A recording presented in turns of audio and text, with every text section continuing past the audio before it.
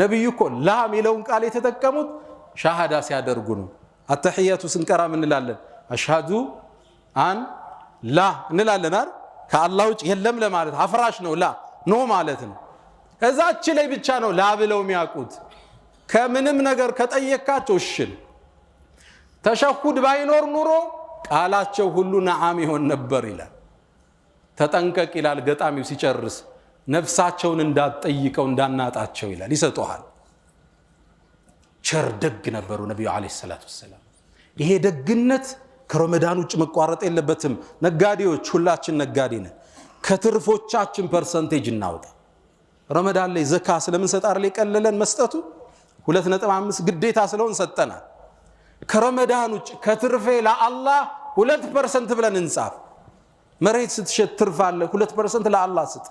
ያኔ አትሳቀቅም ስልክ አትዘጋም የመስጂድ ማሰሪያ ሰርጠን ስትባል ለየቲሞች ሲባል አጠፋ አሁን ሀብታሙ ሲደውለት ይደናገራል ረመዳን በኋላ ስልክ አይፈልግም ሞቅ ያለ ሰላምታም አይፈልግም ጥያቄ እንዳይመጣብህ ለምን የለውማ አልመደበማ ለአላህ ብሎ ሁሉ ትርፍ ኪሱ ነው የሚገባው ከረመዳን በኋላ ምን እናስቀጥለው አንደኛው ሊሆን የሚገባው ሰደቃ لوجه الله الكريم قرآن صوم صدقة النست ودع الله نملس فاستغفروه فطوبى للمستقيم